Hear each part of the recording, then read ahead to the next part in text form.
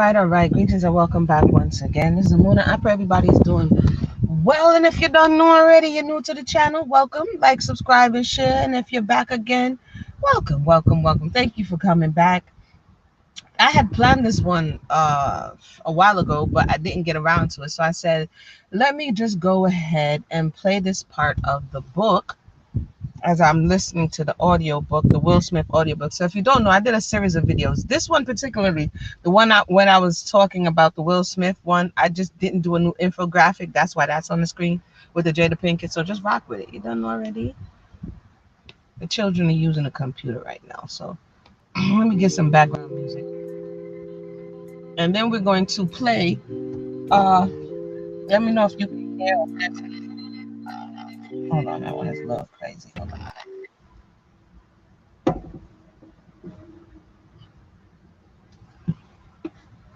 What I'm gonna do is play from the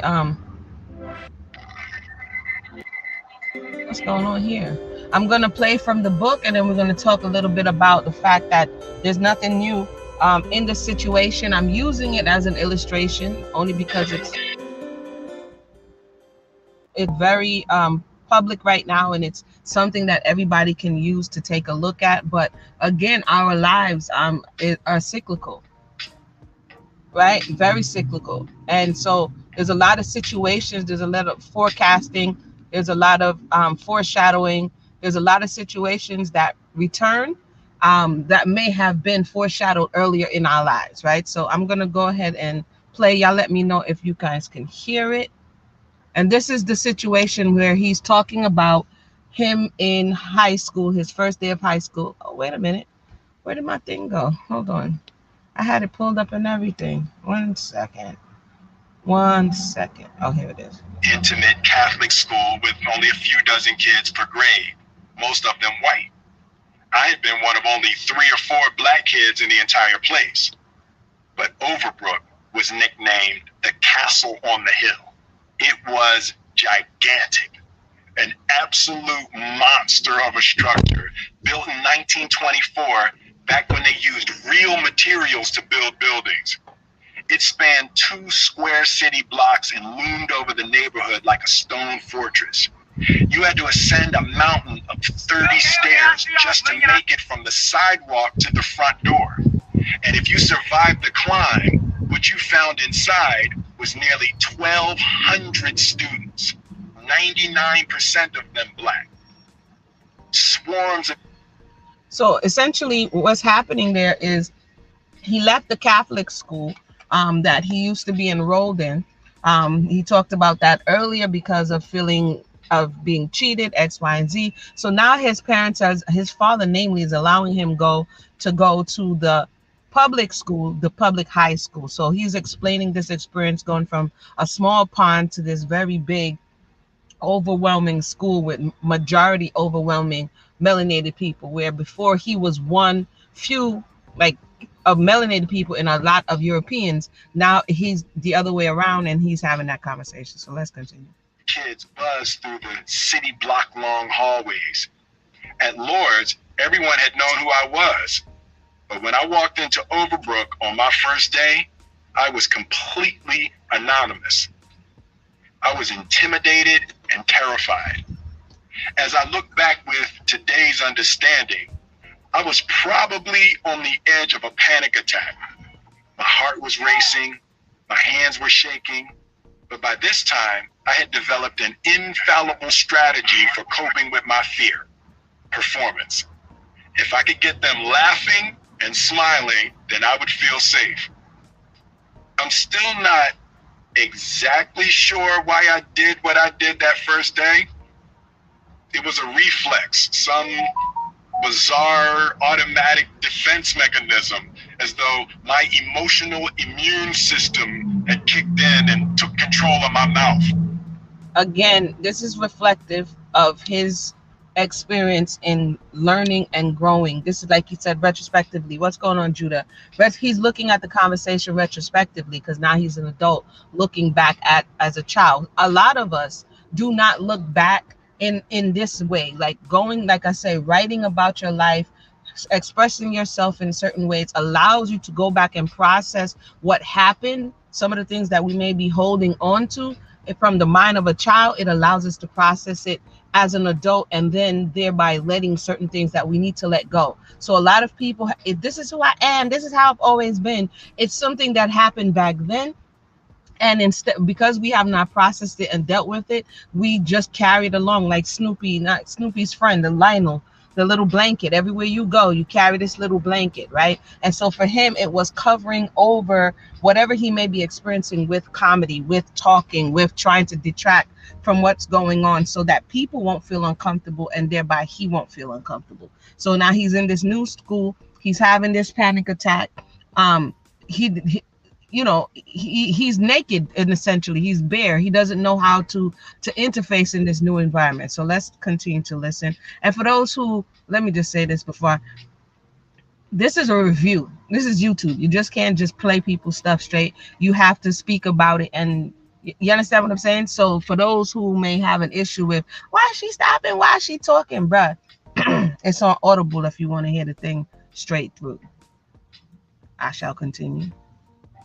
I was talking before I knew what I was going to say, and thereby started my high school career with maybe the stupidest thing I had done in my life up until that point. Just before 8 a.m. Eastern Standard Time, a couple of hundred kids gathered in the sprawling cafeteria for orientation. We were the new kids, there to get acclimated, to get our class assignments, and to be officially welcomed to Overbrook High School. As I entered the cafeteria, the mounting pressure of my anxiety finally became too much. I put my hands in the air and shouted, "Excuse me! Excuse me! May I have everybody's attention, please?" The room went quiet. 200 students all turned and looked at me. "He's here," I said, pointing to myself. "Y'all can relax. Because he's here. You're welcome. Y'all can go ahead back to what you're doing. I'll be here if y'all need me. There was a strange silence. Clearly, this was an... What do you do? So he was uncomfortable and he brought the attention on him. You know how sometimes they say people do it before other people could do it? So he's uncomfortable. So he brings the attention on himself and thereby not allowing someone else to do it, right? It's not going to go well, but you know, what do you do, or what have you been known to do when you're nervous in a situation? How do you deal with that? And is this something that gets you in more trouble than it's worth? These are all things to consider, but I'll continue. Educational first for most of these kids. A couple of them chuckled. Then most just went back to doing what they had been doing before they were so bizarrely interrupted. I'm not sure what response I had hoped for from the crowd, but the outburst had at least purged most of my anxiety and tension. As I ventured deeper into the room, I slid past a dude who had clearly not been impressed by my announcement. Without looking up, he said, "Man, don't nobody give a fuck that you here." Without missing a beat, I leaned down to him and said, "Hey, just give me 10 minutes. Your girl gonna care." Okay, so this is interesting because he's making a joke, calling attention to himself. Okay, he's young. He's just like, what, gotta be 14, 15. This is 9th grade. And he's smart. He's talking about him practicing his raps and, you know, getting into this space when he's in high school. And quickly he fires back at the man, going towards what most men do, to the soft spot, which is the woman, right? The shorty. And so he tells him, yo, your girl gonna care. You know, so one thing that he's nervous, he does what he does. Then the other guy who didn't have to say anything, but he chose to say something, you know, he makes it worse, and then he makes it worse. So it's compounded. So let's listen to what happens after he went there. The voices rang out. There were even a couple claps. The kid looked at me for a second, but didn't say a word. He gave this stiff chin nod. Does that look familiar too? Somebody's talking about your girl. The boy, he was a boy at the time, could be like, keep my girl's name out your mouth. But I think it may have been compounded. I'm talking about the parallels of what happened in today and what happened then. It may have been compounded by the fact that it was in front of people, that other people laughed and other people cheered. So now it's the ego is involved. In a similar way, Will Smith's ego was involved in recent events. He just happened to be on the other side of the conversation when it pertained to this young man. So let's continue to listen. The parallels of our life, I tell you, is crazy. Not a nod of agreement, but a nod of, all right, so that's how it's going to be. I moved on victoriously, thinking maybe this high school thing ain't going to be so bad. At 8:31, orientation was complete, and the students were all released into the Overbrook halls to juke and fumble and stumble around until we located our homeroom classes. My homeroom was 315, and as I was rounding the stairs between the second and third floors, I saw the dude from the lunchroom out of the corner of my eye sneaking up behind me. Then there was a blue flash, a sharp pain to the right side of my head, and then nothing. The next thing I remember is the taste of blood, then a clamor of voices, my top lip is swollen, my front teeth are loose, and I have the worst headache I have ever had. Oh. This guy had taken one of those old school combination locks, the kind that everybody used for their lockers. He put the lock in the palm of his hand and the steel loop over his middle finger, creating a makeshift form of brass knuckles. As he passed, he cracked me on the right side of my head with the lock. I went down instantly. As I fell, I hit my mouth on the stairs. Blood everywhere, kids screaming, teachers running, everybody trying to figure out if I had died or not. So that's crazy. For those who just joined us, he's here saying that the response for the young man who didn't like what he said was to be physically violent, and he was on the receiving end of somebody laying him out because they didn't like what he said, right? So again, the fact that it comes up later in life is very interesting, and the fact that you're on the other side of it, you take the place of that person, is also shows you how life is very cyclical. The lights in the principal's office are killing my eyes. I'm holding a towel over my mouth as Daddy-O walks in. Pretty soon the police are there, and I mumble through my recollection. Daddy-O is furious. The police are talking to the principal about pressing charges. In my haze, all I can think is, wait, everybody slow down. This is all happening too fast. I just wanted to hit pause and then rewind. I wanted a do-over. I didn't want to be here. I didn't want any of this to be the truth. Come on, Daddy-O said. Let's go. He sounds like he's taking the place of that time of Chris Rock. How things just progress so fast. Welcome to those who just joined us. And there has been a whirlwind from the time it happened to this time, where everybody's involved. Everybody has something to say. And it has been a whirlwind again. Early on, it's just crazy. I just wanted to connect this dot real quick. I just wanted to connect the dot, but I'll continue. Hold on. He stands me up. The hallways are empty now. Daddy-O feels like a lion that can't find anything to kill. We exit the side door. I'd only been at Overbrook for an hour and a half. It's weird to be out of school in the middle of the day. The Sugar Bowl convenience store is across the street. I wanted a water ice and a pretzel. It just seemed like Daddy-O wasn't in the mood, so I didn't ask. As we drove away, I saw the kid being led in handcuffs from his first day of high school and discarded into the back of a paddy wagon. He was later expelled, and I never even knew his name. Later expelled, huh? Are we seeing any of this? Are we seeing this? Karma, or the energy that we put out, it may take a while, but it always comes back. I think more people, they're like, we're only just looking, like I was talking about yesterday, at the domino effect, and like, oh my goodness, I can't believe that this is happening, but we're not realizing that other things and other things and other things transpired, and as they come up into this point, it may look like it's unjust. It may look like all of this other things that we think is looking like, but the reality is that some of this energy he sold when we didn't know him.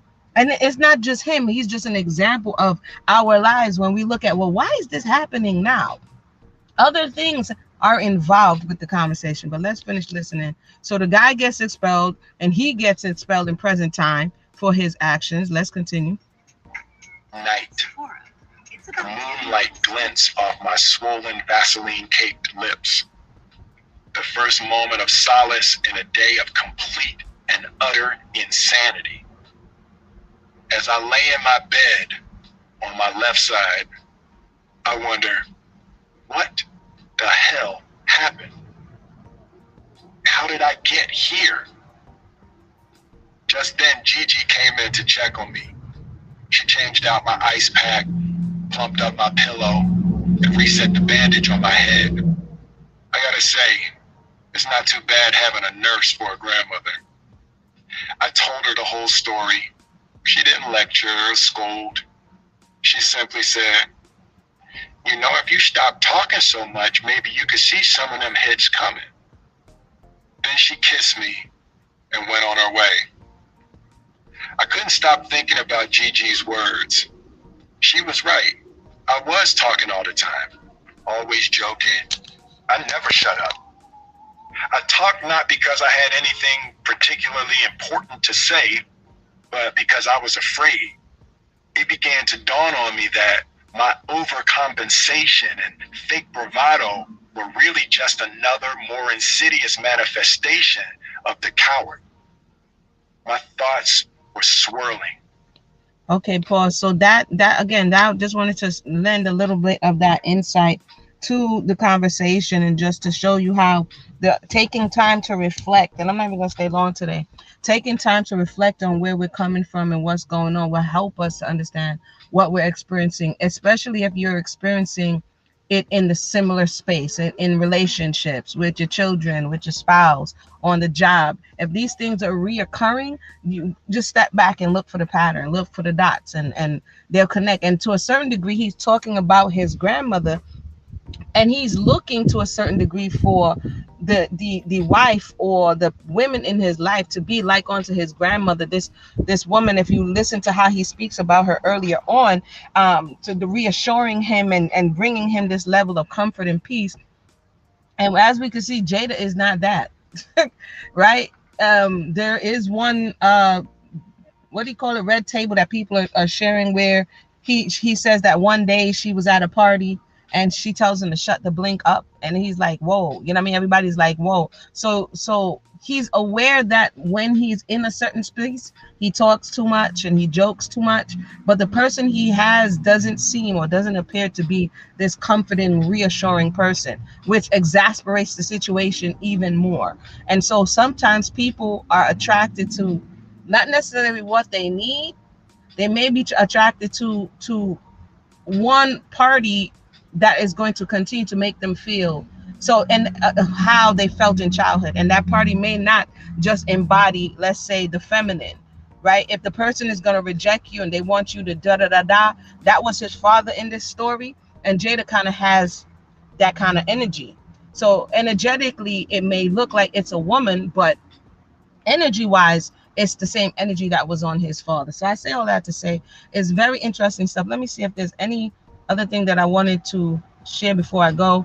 For those who just joined us, we already played the situation where it mirrored a lot that happened and is happening in present day. But I'm going to go ahead and play a commercial. If you have any questions or comments, feel free to do so or share at this time. I'm going to see if there was anything else that I wanted to share from that little part right there, and then we're going to go.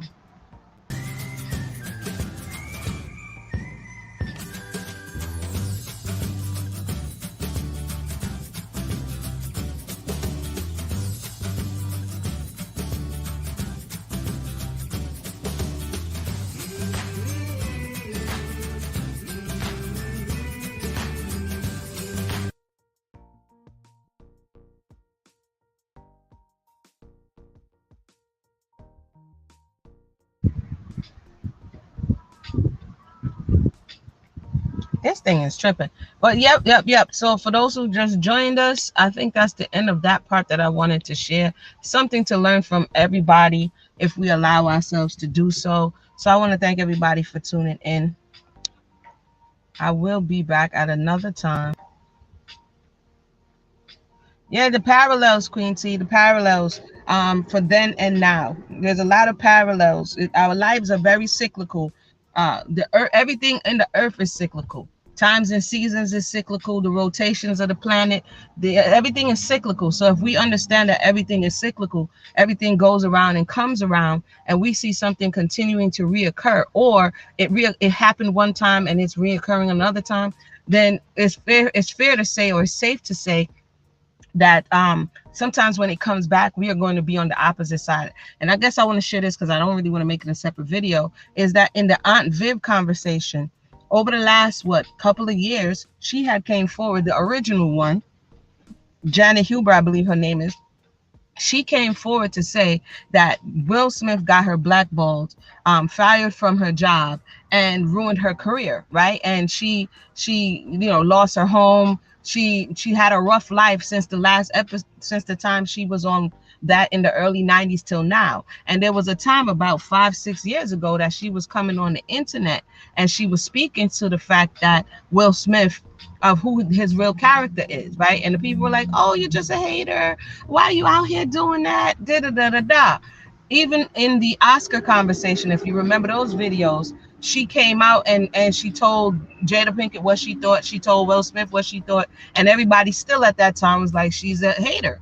They had reunions. They didn't invite her until finally he sits down with her. I don't know if you guys saw when he sat down with her and she expressed to him what he did. And he admitted, she said she pleaded with him to tell the people the truth, right? But he admitted that he was threatened by her, and that at that time he was just trying to secure himself. So even though on the surface it doesn't look as though he had done anyone dirty, she is an example of something happened to her where, because at his own doing, by his own hands. And so it has come back around again that certain things are being stripped from him in like kind, just weights and measures, right? Certain things are being stripped from him. Opportunities are being stripped from him for his action. And people will be like, oh, it's unfair, it's unjust. Look at this person, look at that person, look at this person, look at that person.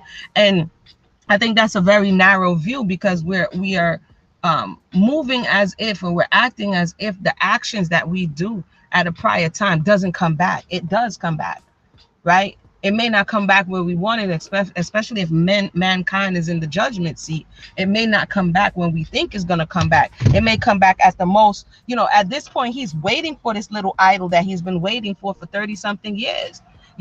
He's upset that he's missed the opportunity to get this idol, the pinnacle of all things actor, right? And at the time that he's getting this thing, all of the other things that happened aforetime, they came with it too. So it's just something to consider, good, bad, and indifferent. That's life. Life is wild. Life is crazy. And the more we put our minds or apply ourselves to understand it, and hopefully is the more peace it brings. So hopefully in his reviewing of his life, by doing and writing this memoir, he's able to be honest about how and why he's at the space that he is. And the beauty and blessing is that when people can make amends while they're living, what I mean, they can turn around and do the right thing. I'm not saying that he's going to do it, but even in our own lives, if we repent, if we turn around and do the right thing, and make ways towards the right things to make corrections in our lives, that's helpful. Because when you're alive is the time to do such things. Some people ride till the wheels fall off, and that's on them. But if you've done someone wrong, or that things could have been better, and that there are things that need to be said, take opportunity to make corrective measures, You know what I mean? And and just so that you can do what you need to do on your side, because it's when it's least expected, and you're like, what is this? You know what I mean? What did I do? And you know what I mean? And all the time there's something that you forgot about, or you were the perpetrator, so it really didn't hit as much as it hit if somebody did it to you. Yeah, to learn. These cycles come back every year. Right now we're in another cycle. It's spring forth, new season, things are springing forth. It's cyclical. Everything is here in the earth, time, seasons, everything. So with that said, I want to thank everybody for tuning in. I'm gonna go ahead and wind down right now. If you have any questions or comments or concerns, feel free to share them in the box below.